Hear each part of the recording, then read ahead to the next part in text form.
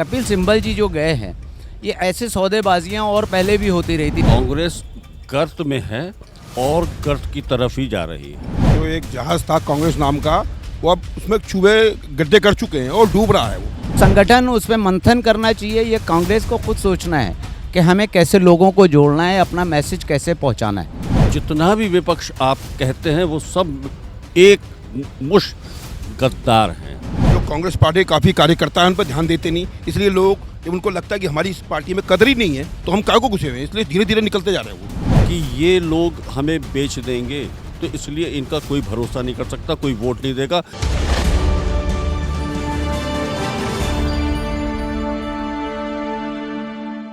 नमस्कार, the news 15 देख रहे हैं आप। मैं हूं आपके साथ पुलकित शुक्ला। एक तरफ कांग्रेस भारत जोड़ो अभियान चला रही है, तो वहीं कांग्रेस के खुद के नेता कांग्रेस तोड़ो अभियान चला रहे हैं। जी हां, आप सही सुन रहे हैं, मैं बात कर रहा हूं कपिल सिब्बल की।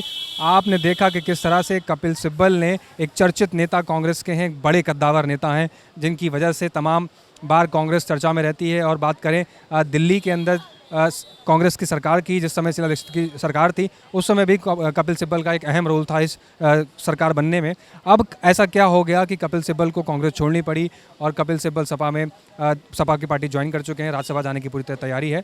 अब बात करें कपिल सिब्बल की या फिर पंजाब कांग्रेस अध्यक्ष की, सुनील जाखड़ की, उन्होंने भी कांग्रेस छोड़ दी है। हार्दिक पटेल ने भी कांग्रेस छोड़ दी है। इस तरह से अगर यूपी विधानसभा चुनाव की बात करें तो उस समय भी हमने देखा कोई बड़े बड़े ऐसे नेता थे जिन्होंने कांग्रेस छोड़ दी। तो लगातार ये जो कांग्रेस को छोड़ने का सिलसिला लगातार जारी है, कांग्रेस तोड़ो अभियान का सिलसिला जारी है, ये क्यों उभर के आ रहा है?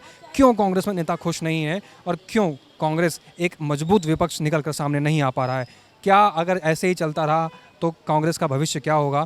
हाल ही में दिसंबर में हिमाचल में, गुजरात में चुनाव होने वाले हैं। ऐसे में ऐसे बड़े नेताओं का छोड़ना कहीं ना कहीं कांग्रेस पर सवाल खड़ा करता है और कांग्रेस कहीं ना कहीं इन सभी मुद्दों पर मजबूत होती हुई नहीं दिखाई दे रही है। कहीं ना कहीं कांग्रेस बिल्कुल इस पर चिंतन मंथन नहीं करती हुई दिखाई दे रही है। हालांकि देखना होगा कि चुनाव में कांग्रेस किस तरह से रणनीति बनाती है और किस तरह से इस पूरे चुनाव में अपना खेल करती है। बाकी लोगों से जानते हैं कि क्यों ऐसे बड़े नेता कांग्रेस को छोड़ रहे हैं और आने वाले समय में कांग्रेस का भविष्य कैसा होगा। भारत जोड़ो अभियान कांग्रेस चला रही है, लेकिन कांग्रेस के अगर अंदर के नेताओं की बात करें, बड़े नेताओं की बात करें, तो वो कांग्रेस छोड़ते हुए जा रहे हैं।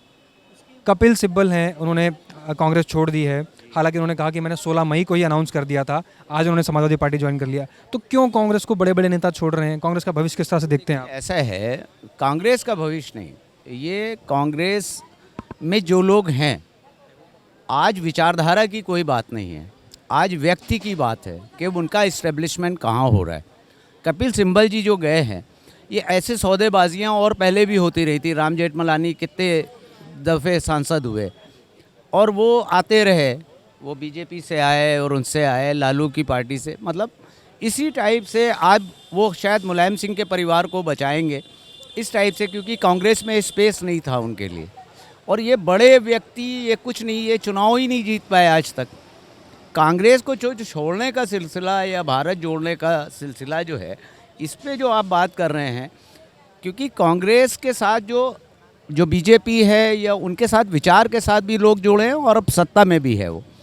कांग्रेस को लोग अपनी जो कैरियर बनाने वाली स्थिति है उसमें देख रहे हैं कि हम कैसे जाएं। तो संगठन उस पर मंथन करना चाहिए। ये कांग्रेस को खुद सोचना है कि हमें कैसे लोगों को जोड़ना है, अपना मैसेज कैसे पहुंचाना है। सर, जिस तरह से आज कपिल सिब्बल ने सपा का दामन थाम लिया, उससे पहले हार्दिक पटेल ने बीजेपी ज्वाइन कर ली और उसके बाद क्या बोलते हैं, पंजाब कांग्रेस के अध्यक्ष सुनील जाखड़ जी ने छोड़ दिया। और बात करें यूपी विधानसभा चुनाव में, उसमें भी काफ़ी नेता थे जो कांग्रेस को छोड़ते जा रहे थे। क्या लगता है आपको, कांग्रेस किस तरफ जा रही है? क्या भविष्य कांग्रेस का होने वाला है? देखिए, नेता मौकाप्रस्त होते हैं, ये हम शुरू से जानते हैं। और जहाँ तक सवाल है कांग्रेस का, कांग्रेस गर्त में है और गर्त की तरफ ही जा रही है। इसका कोई भविष्य नहीं है।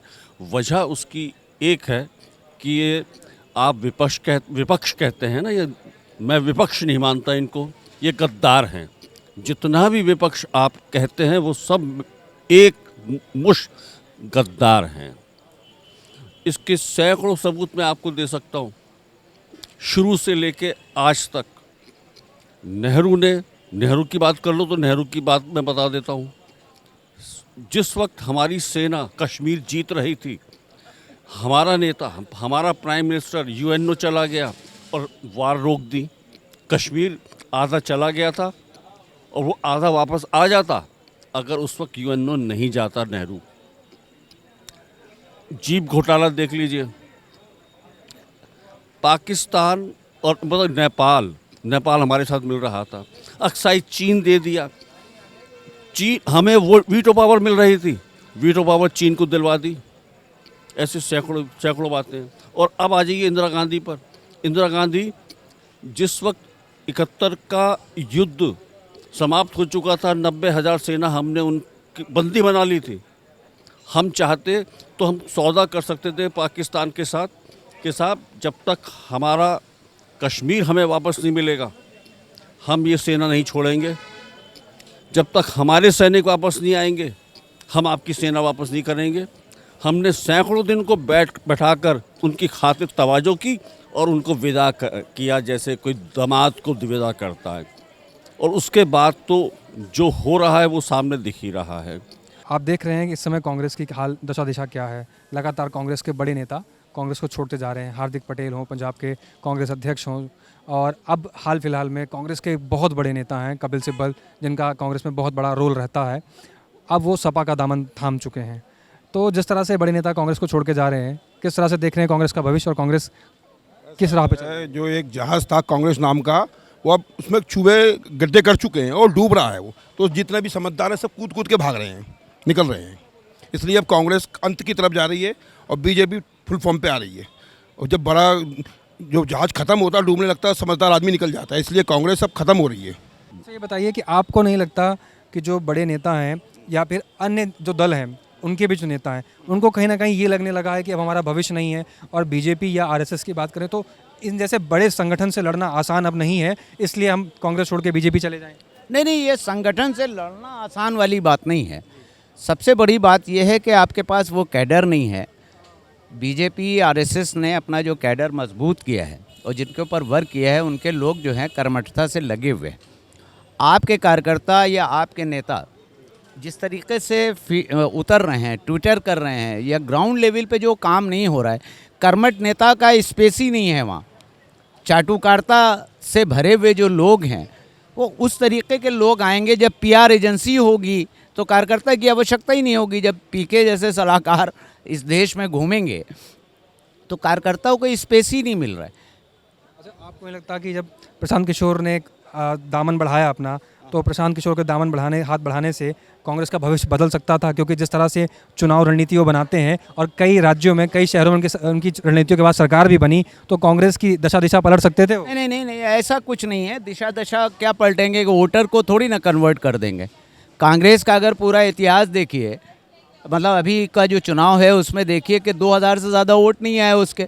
इससे ज़्यादा तो MIM 100 सीट पे जो लड़ी उसका परसेंटेज वोट आया। कहने का मकसद, प्रशांत किशोर जुमले जो दे रहे हैं, जिस तरीके से जो स्लोगन वाली बात, उनकी भी क्या कहते हैं जो इच्छा थी, जहाँ तक कि वो पहुँचना था, खाली प्रशांत किशोर का काम नहीं था कि मोदी जी प्रधानमंत्री बने। वो पूरा कैडर लगा हुआ था। एक आदमी को पप्पू बनाने के लिए जितना इन्वेस्टमेंट किया गया है, तो उसका भी कुछ रिजल्ट है। हार्दिक पटेल ने जब कांग्रेस छोड़ी तो हार्दिक पटेल ने कहा कि कांग्रेस आला कमान के आसपास कुछ ऐसे नेता हैं जो उन लोगों को ये भड़काते रहते हैं कि अगर कांग्रेस से कोई नेता पार्टी छोड़ के जा रहा है तो कांग्रेस को फ़र्क नहीं पड़ेगा। क्या चक्कर क्या है ना, सोनिया गांधी और ये राहुल गांधी जो कांग्रेस पार्टी के काफ़ी कार्यकर्ता हैं, उन पर ध्यान देते नहीं। इसलिए लोग, जब उनको लगता है कि हमारी इस पार्टी में कदर ही नहीं है, तो हम काय को घुसे हुए हैं, इसलिए धीरे धीरे निकलते जा रहे हैं वो। आगामी चुनाव आने वाले हिमाचल में और गुजरात में चुनाव है दिसंबर के अंदर। ऐसे में इस तरह से अगर कांग्रेस को लोग छोड़ के जाएंगे तो जैसे पहले भी चुनाव में इनको मुँह की खानी पड़ी है, तो आने समय में क्या हाल होगा इनका हिमाचल में और गुजरात में?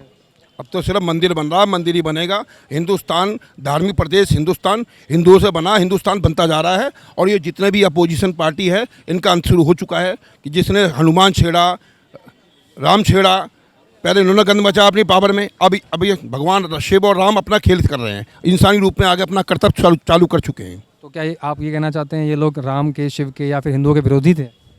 बिल्कुल विरोधी थे। उठा के देख लो, सोमनाथ मंदिर किसने लूटा? उठा के जो करते आए हैं, वो पहले करते थे, अब ये कर रहे हैं। कांग्रेस ने लूटा? कांग्रेस नहीं, इनके भाई भतीजे पुराने चले आ रहे हैं, उन्होंने लूटा। दादा परदादा उठा के देखो कौन है इनके, मैं बताने की जरूरत नहीं।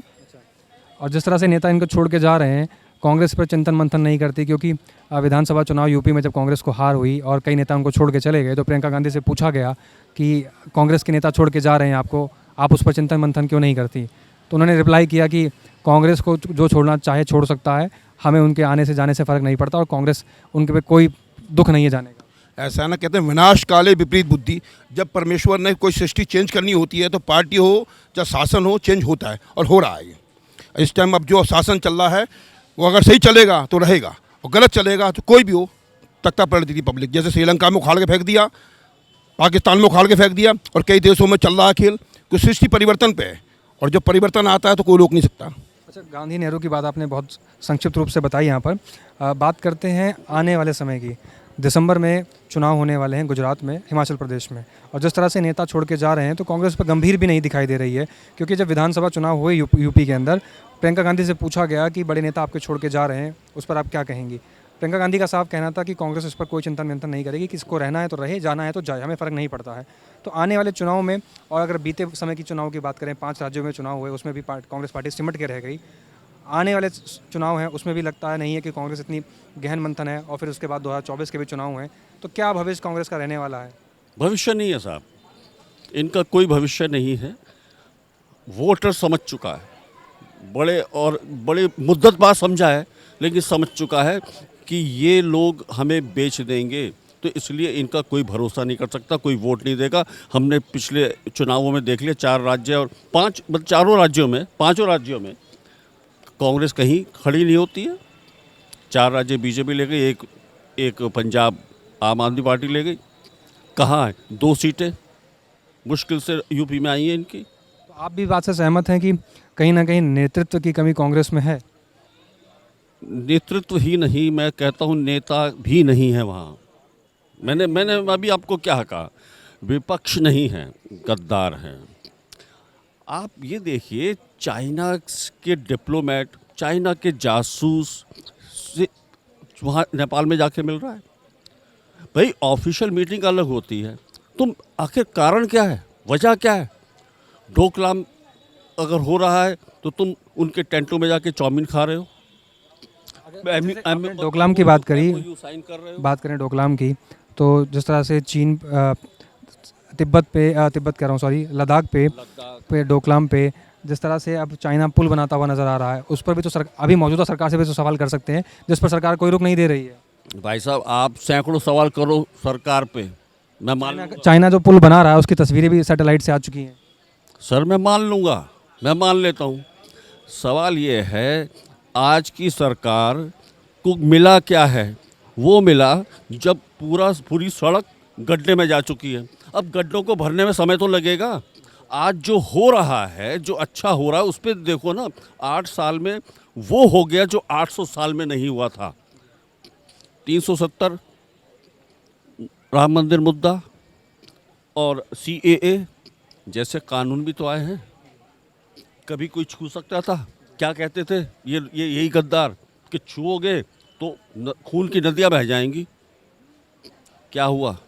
आज देख लीजिए, यूपी में जिसे उत्तर प्रदेश कहा जाता था, आज लॉ एंड ऑर्डर सिचुएशन सबसे बढ़िया है, आज उत्तम प्रदेश बन गया है। तो सर ये चीज़ है, इस बात की उपलब्धि है सरकार को।